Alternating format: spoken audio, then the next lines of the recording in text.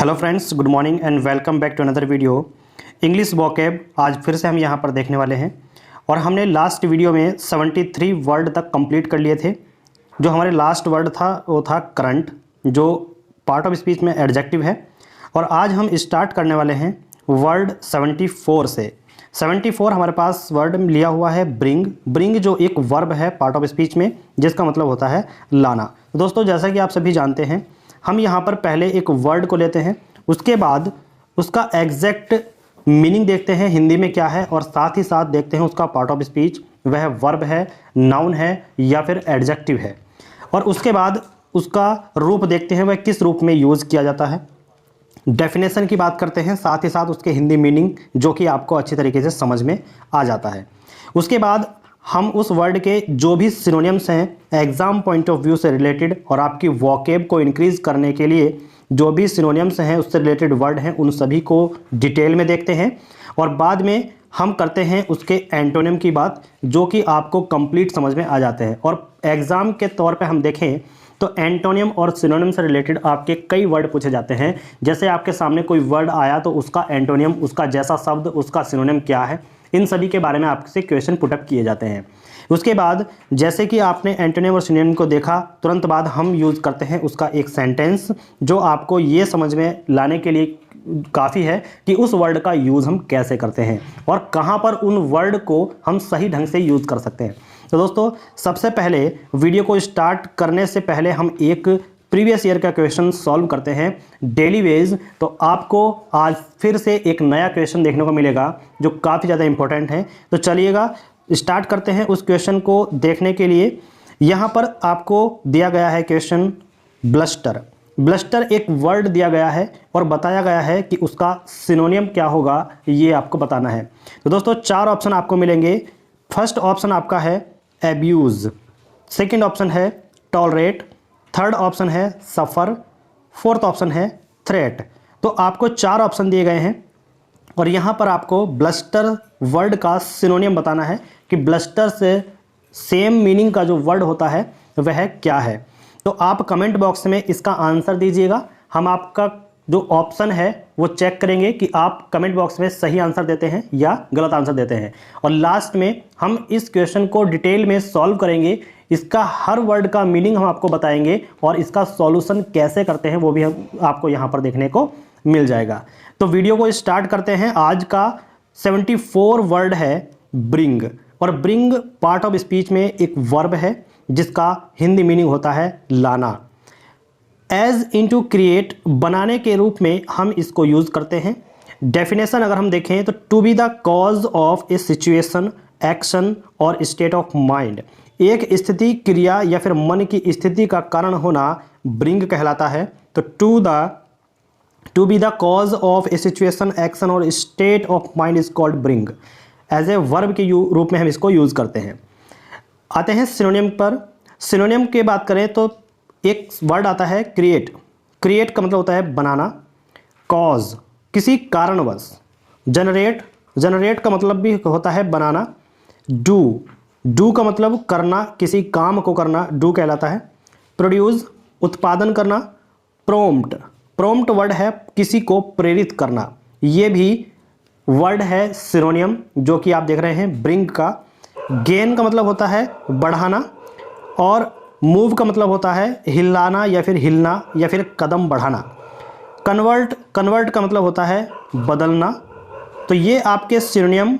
Bring शब्द जब भी आएगा तो उसके सिनोनिम आप यहाँ पर इनको देखेंगे, और अगर ये आपको पता होगा तो आप किसी भी क्वेश्चन का आंसर दे सकते हैं अगर ब्रिंग से रिलेटेड कोई भी वर्ड आता है तो।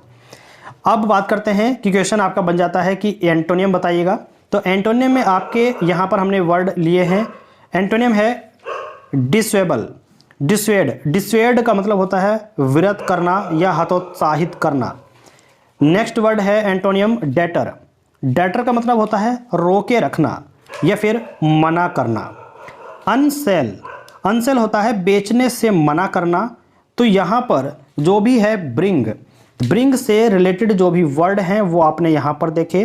क्रिएट है, कॉज है, जनरेट है, डू है, प्रोड्यूस है, प्रॉम्प्ट है, गेन, मूव और कन्वर्ट।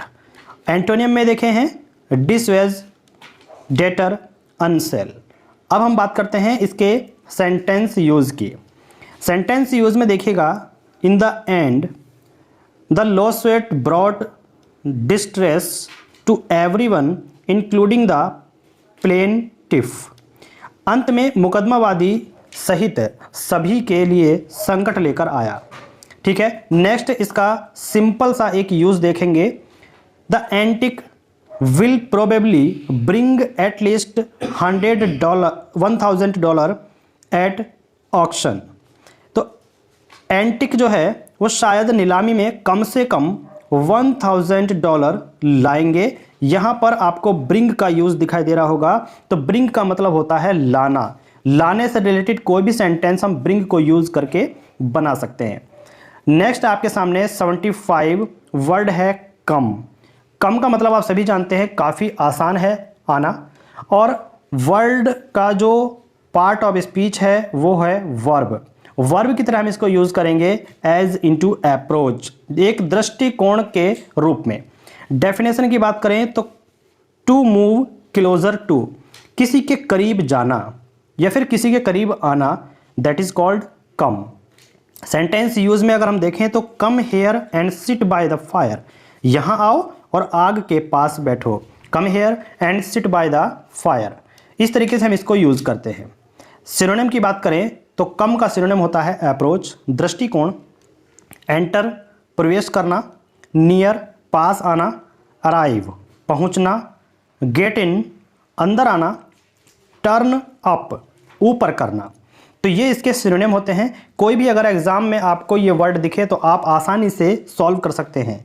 तो कम का सिनोनिम है approach, enter, near, arrive, get in और टर्न अप। बात करें इसके उल्टे वर्ड की। अब जैसे कम वर्ड है, कम का मतलब होता है आना, तो उसी का आप उल्टा कर दीजिए। तो उल्टा करने पर अगर कोई आ रहा है तो उसको उल्टा सोचिए, तो हमारे दिमाग में आता है कि उसको वापस जाना। तो मतलब है गो, गो का मतलब होता है जाना। लीव छुट्टी पर जाना। क्लॉक आउट काम समाप्त करके चले जाना, मतलब जाने की बात ही करनी है। फ्ली भागना, गायब हो जाना। चेकआउट, चेकआउट उसको बोलते हैं कि किसी चीज को अच्छे से जांच परखना, वो बोलते हैं चेकआउट। वेमूज, वेमूज प्रस्थान करना या कहीं से रवाना होना। मीनिंग निकल के आता है कि वहां से चले जाना। तो जाने की बात करेंगे तो कम का एंटोनिम होगा, क्योंकि कम का मतलब है आना। सिनोनिम में वहां पर आने या फिर प्रवेश करने की बात करेंगे। जब हम एंटोनिम की बात करते हैं तो जाने की बात करेंगे, उसके उल्टे की बात करेंगे। अब देखिए यहां पर नेक्स्ट आपके सामने वर्ड है 76 यूनिवर्सल। यूनिवर्सल एडजेक्टिव है अपने पार्ट ऑफ स्पीच में, और यहां पर हिंदी मीनिंग होता है सार्वभौमिक। सार्वभौमिक यानी सर्वव्यापी, जो हर जगह हर समय मौजूद है, उसको बोलते हैं सर्वव्यापी, यूनिवर्सल। अगर हम देखें तो एज इन एबिक्वेटस, एबिक्वेटस सर्वव्यापी के रूप में देखते हैं। डेफिनेशन है present in all places and at all time, हर जगह और हर समय जो मौजूद हो वो कहलाता है सार्वभौमिक। Present in all places and all time, that is called universal. आगे हम बात करेंगे इसके सिनोनिम की। सिनोनिम में अगर देखा जाए तो यहाँ पर सबसे पहला वर्ड है अबिक्वेटस। ठीक है, या कहीं कहीं पे आपको ये भी प्रोनाउंसिएशन देखने को मिलेगा यूबिक्वेटस। यूबिक्वेटस होता है सर्वव्यापी, जो हर जगह मौजूद हो, सब जगह फैला हुआ हो, उसको बोलते हैं सर्वव्यापी, व्यापक फैलाव। वाइड स्प्रेड, बड़े पैमाने पर फैला हुआ। इनफाइनाइट, अनंत। अनलिमिटेड, असीमित। ओमनी प्रेजेंट, सर्वभूत या हर जगह हम इसे बोल सकते हैं। एंडलेस, जिसका कोई अंत नहीं, असीम। लिमिटलेस, जिसकी कोई लिमिट नहीं, अनंत। बाउंडलेस, जिसकी कोई सीमा नहीं, असीम होता है। Wall to wall, wall to wall होता है हर जगह, दीवार टू दीवार, व्यापक रूप से फैला हुआ। इमेजरेबल, इमेजरेबल का मतलब होता है जिसको मेजर ना किया जा सके, जिसको मापा ना जा सके, उसको बोलते हैं इमेजरेबल, बहुत बड़ा। तो यहाँ पर हमने देखा कि जो सिनोनियम है यूनिवर्सल के वो हैं ubiquitous, wide spread, infinite, unlimited, omni present, omni present, endless, limitless, boundless, wall to wall और इमेजरेबल। अब हम बात करते हैं इसके एंटोनियम की। तो एंटोनियम में हमने बताया था कि जैसे यूनिवर्सल का मतलब सर्वव्यापी होता है, सब जगह, बहुत बड़ा, जिसको मापा ना जा सके, जिसकी कोई सीमा न हो, अनंत। अब उसके उल्टे की बात कीजिएगा। उसके उल्टे में अगर हम देखेंगे तो आता है अनलिमिटेड का लिमिट हो जाता है। तो लिमिटेड जिसकी सीमा हो, सीमित रूप से, फाइनाइट जो फाइंड किया जा सके, सीमित एक रूप से बोल सकते हैं, नैरो छोटा या पतला संकीर्ण बोल सकते हैं। कन्फाइंड का मतलब होता है बंद करना, किसी को कैद कर लेना। रिस्ट्रिक्टेड, रिस्ट्रिक्टेड होता है कोई रिस्ट्रिक्टेड एरिया जैसे बोलते हैं। तो रिस्ट्रिक्टेड एरिया का मतलब होता है प्रतिबंधित जगह, जहां पर जाना संभव नहीं, जहां पर जाना अवैध है। सर्कमस्क्राइब्ड, सर्कमस्क्राइब्ड का मतलब होता है घिरा हुआ होना। बाउंडेड, बाउंडेड तो आप सभी जानते हैं घिरा हुआ, और अनबाउंडेड या बाउंडलेस उसको बोलते हैं असीम। और मेजर्ड, मेजर्ड का मतलब होता है मापा हुआ या मेजरेबल, जिसको मापा जा सके। तो ये होते हैं एंटोनियम। नेक्स्ट में हम बात करते हैं इसके सेंटेंस यूज की। सेंटेंस यूज में हमने लिया है after the home team won the national championship throughout the city a sense of pride was an universal as the air. घरेलू या फिर घर की जो टीम है उसके राष्ट्रीय चैंपियनशिप जीतने के बाद पूरे शहर में गर्व की भावना हवा की तरह सार्वभौमिक हो गई, यूनिवर्सल हो गई। ठीक है, तो यहाँ पर ये सेंटेंस यूज है। नेक्स्ट में अगर हम इसका यूज देखें तो बहुत ही सिंपल है। मैनकाइंड्स यूनिवर्सल नीड फॉर अफेक्शन, स्नेह के लिए मानव जाति, स्नेह के लिए मानव जाति की सार्वभौमिक आवश्यकता। मैनकाइंड्स यूनिवर्सल नीड फॉर अफेक्शन। तो यूनिवर्सल का यूज आप सेंटेंसेस में इस प्रकार से कर सकते हैं। अब देखिएगा नेक्स्ट आपके सामने वर्ड है 77 क्लियर। क्लियर का स्पष्ट रूप से मीनिंग होता है हिंदी में, और एडजेक्टिव ये पार्ट ऑफ स्पीच में होता है। पार्ट ऑफ स्पीच में एडजेक्टिव और हिंदी एग्जैक्ट मीनिंग होता है स्पष्ट। डेफिनेशन की बात करें तो ईजिली सी थ्रू, किसी के माध्यम से आसानी से देखा जा सकता है तो वो होता है स्पष्ट। Easily see through that is called clear. Next में बात करते हैं सिनोनियम की। तो सिनोनियम में देखते हैं तो यहाँ पर वर्ड है क्रिस्टल। क्रिस्टल का मतलब कोई चीज़ साफ तौर पर साफा, या फिर हम कहते हैं कि स्पष्ट होना। ट्रांसपेरेंट, ट्रांसपेरेंट का मतलब होता है पारदर्शी। लिक्विड कोई तरल, साफ सुथरा। ट्रांसल्यूसेंट, ट्रांसल्यूसेंट का मतलब होता है शीशे की तरह साफ होना।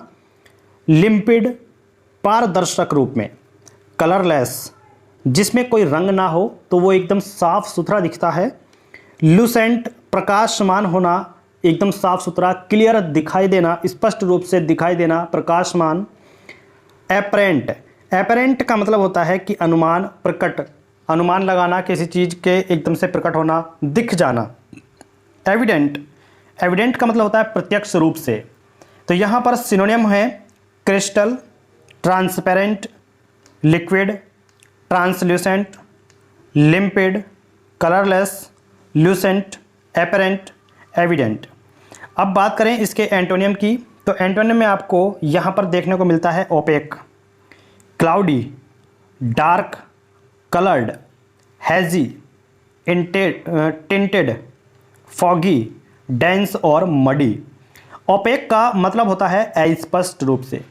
क्लाउडी बादलों के जैसा धुंधलापन। डार्क अंधेरा जिसमें कोई प्रकाश ही ना हो, जो स्पष्ट रूप से दिखाई ही ना दे। कलर्ड का मतलब होता है रंगा हुआ, उसको साफ तरीके से हम देख नहीं सकते, उसमें रंग भरे हुए हैं। हैजी धुंधला। टिंटेड होता है रंगा हुआ। फॉगी कोहरे वाला। डेंस घना, जो बहुत ही ज़्यादा घना हो, जैसे घना जंगल, ऐसे बोल सकते हैं। मडी का मतलब होता है गंदा, जिस पे कीचड़ लगा हुआ हो, साफ तरीके से दिख नहीं रहा है, तो उसको बोलते हैं मडी। अब बात करते हैं इसके सेंटेंस यूज की। सेंटेंस यूज हम देखते हैं कि the clear glass wall the aquarium giant, देखिए यहाँ पे है गेंट ओशियन टैंक मतलब है कि एक्वेरियम के विशाल महासागर टैंक की स्पष्ट कांच की दीवारें, द क्लियर ग्लास वॉल, कांच की दीवारें of the aquarium's giant ocean tank. Clear यहाँ पर ये यूज़ किया गया है। तो क्लियर वर्ड से आप कोई भी सेंटेंस बना सकते हैं जो आपको यहाँ पर आसान लगे। नेक्स्ट आपके सामने वर्ड है 78 सॉलिड। सॉलिड का एडजेक्टिव मीनिंग होता है पार्ट ऑफ स्पीच में। एग्जैक्ट मीनिंग है इसका ठोस। सॉलिड ठोस, मजबूत, कठोर, इस तरीके से हम इसको देखते हैं। एज इन गुड, अच्छे के रूप में, मतलब एक ठोस सबूत ऐसा हम बोल सकते हैं। ठीक है, कोई वैध, कठिन, ऐसे हम यहाँ पर देखते हैं। डेफिनेशन से समझने के प्रयास करते हैं तो बेस्ड ऑन साउंड, रीजनिंग और information, that is called solid. ध्वनि, तर्क या फिर जानकारी के आधार पर अगर हम देखें तो ठोस वर्ड एकदम एग्जैक्ट मीनिंग बैठता है, जिसमें कहा गया है कि बेस्ड ऑन साउंड, रीजनिंग और information, that is called solid. Next में देखिएगा हमने लिया है इसके सिनोनियम को। सिनोनियम यहाँ पर आपको देखने को मिल जाते हैं गुड, अच्छा, लॉजिकल, तार्किक, रीजनेबल, तर्कसंगत, सेंसिबल, समझदार, वैलिड, वैध, हार्ड, कठिन। तो इसके सिनोनिम की अगर बात करें तो एक अच्छाई के रूप में इसके सिनोनिम्स को देख रहे हैं good, logical, reasonable, sensible, valid और हार्ड।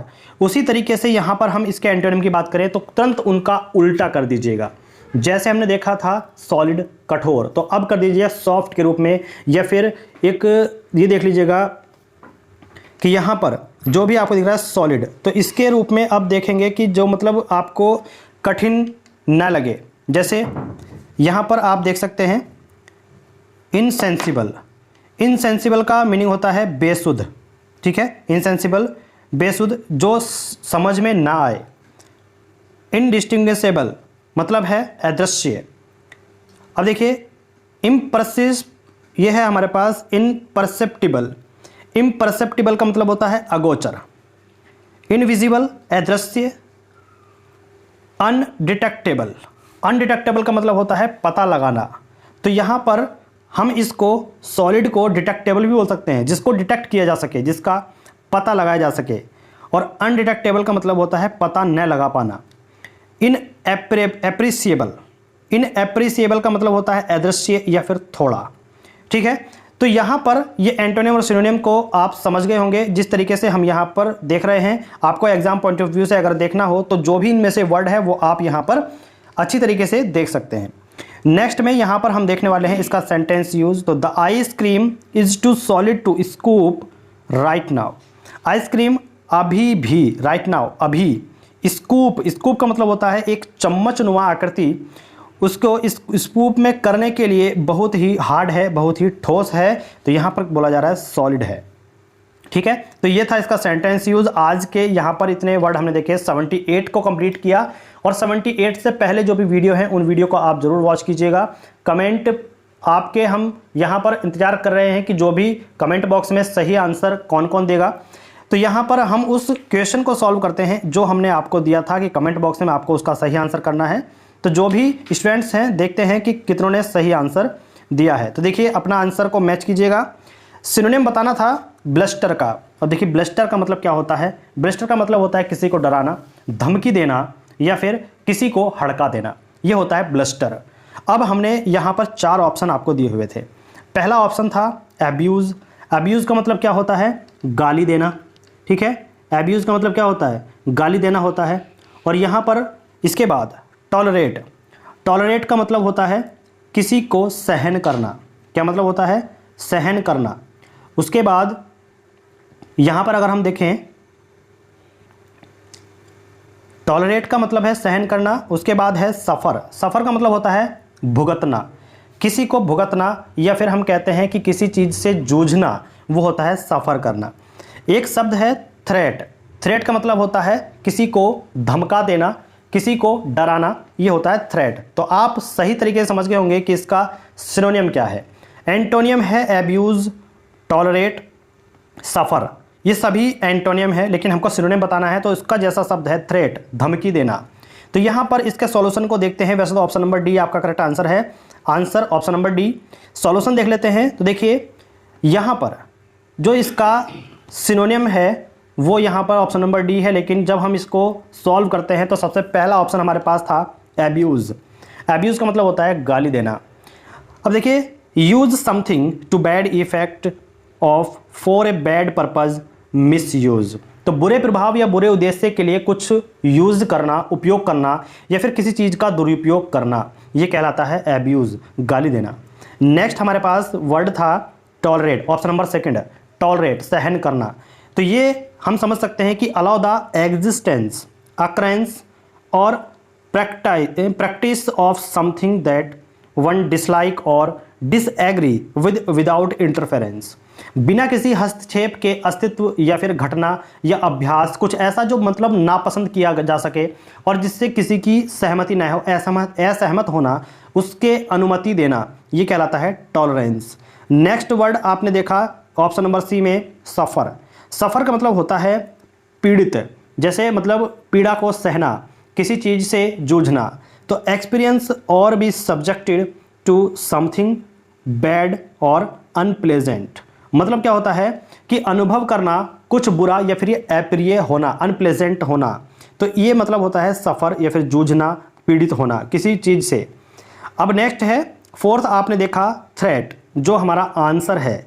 तो इसका मतलब होता है a statement of an intention to inflict pain, injury, damage or other hostile action on someone in retribution for something done or not done. मतलब क्या है कि किए गए या फिर नहीं किए गए प्रतिशोध में किसी पर दर्द, चोट, क्षति या फिर अन्य शत्रुतापूर्ण गुस्से में कार्रवाई करने के इरादे का बयान देना, ये कहलाता है थ्रेट, धमकी देना। ठीक है। अब देखिए ब्लस्टर, जो हमारे पास वर्ड था talk in loud. Talk in loud मतलब जोर से किसी को बात करके डराना, एग्रेसिव होना किसी के ऊपर को, originate way with little effect, जोर से, आक्रामक रूप से या फिर क्रोधित रूप से, तरीके से, कम प्रभाव के साथ बात करना, वो होता है ब्लस्टर। ठीक है। तो सिनोनियम of bluster is threat. Threat is option D is correct answer. D option आपका बिल्कुल सही होगा। तो दोस्तों जो भी डी ऑप्शन आंसर कर रहे हैं वो बिल्कुल सही हैं। तो यहाँ पर हमने आज 78 वर्ड तक कंप्लीट कर लिए हैं। 78 वर्ड से पहले जो भी वर्ड हैं वो आप वीडियो के माध्यम से देख सकते हैं, उनको समझ सकते हैं। Thank you, thanks for watching. मिलते हैं नेक्स्ट वीडियो में।